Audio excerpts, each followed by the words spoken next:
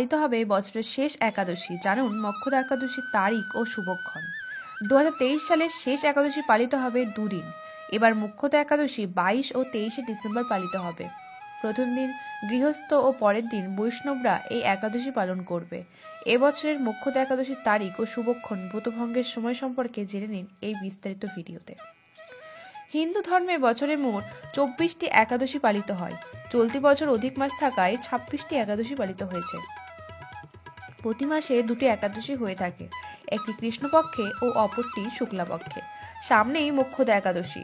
2023 সালে ও 22 ও 23 ডিসেম্বর এই দুই দিনই মোক্ষদা একাদশী ব্রত পালিত হবে।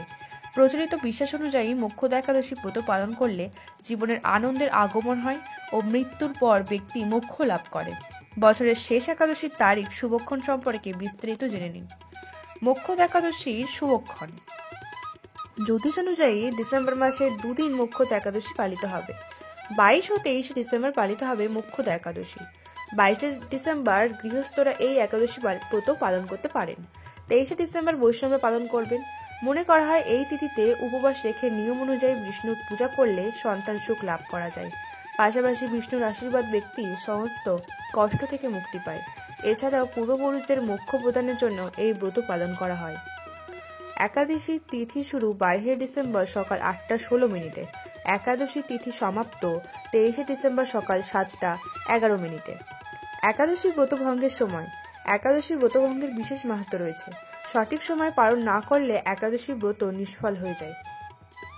পঞ্জিকা অনুযায়ী যারা 22 ডিসেম্বর ব্রত পালন করবেন তারা 23 ডিসেম্বর দুপুর 1:22 থেকে 3:25 মধ্যে পালন করবেন। আবার যারা 23 ডিসেম্বর ব্রত পালন করবেন তারা পরের দিন 24 ডিসেম্বর সকাল 7:10 থেকে 9:14 মধ্যে ব্রত ভঙ্গ করবেন। মোক্ষদা একাদশীর পুজো শুভক্ষণ। একাদশী তিথিতে নিয়ম অনুযায়ী বিষ্ণুর পুজো করা উচিত। সন্ধ্যাবেলা বিষ্ণু ও লক্ষ্মীর পূজা করবেন। লক্ষ্মী ও নারায়ণের পুজো শুভক্ষণ হল সন্ধ্যা 4টে থেকে 5টা পর্যন্ত। মোক্ষদা একাদশীর ব্রতের লাভ। শাস্ত্র মতে এই একাদশী ব্রত পালন করলে নিয়ম ও সুফল পাওয়া যায়। 1. মোক্ষদা একাদশীর ব্রত ব্যক্তিকে পাপ মুক্ত করে তাদের শরীর ও মন ও আত্মা শুদ্ধ করে। 2. এই ব্রত পালনের মাধ্যমে ব্যক্তি নিজের পূর্বপুরুষদের জন্ম মৃত্যু চক্র থেকে মুক্তি দিতে পারে। 3. শাস্ত্র মতে অশ্বমেধ যজ্ঞের সমান ফল লাভ করা যায় মোক্ষদা একাদশী ব্রত পালন করলে। 4. বিষ্ণু পুরাণ অনুযায়ী বছরের জন্য অন্য একাদশী 23 একাদশীর ফলে মোক্ষদা একাদশীর ব্রত কথা। পুরাণ অনুযায়ী গোকুলে বৈক্ষনাথ নামক এক রাজা ছিলেন।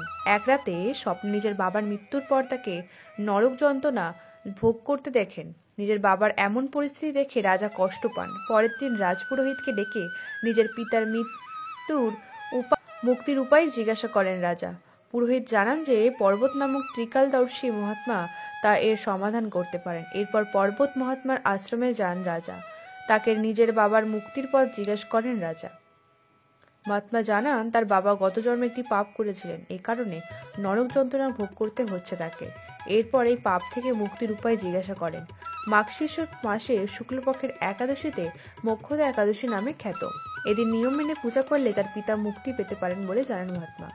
এই কথা শুনে রাজা মোক্ষদা একাদশীর ব্রত পূজা করেন। এই একাদশীর পূর্ণ প্রভাবে রাজার বাবা মুক্তি লাভ করেন এবং সেই মুক্ত আত্মা রাজাকে আশীর্বাদ করেন। এই ছিল মোক্ষদা একাদশীর ব্রত কথা।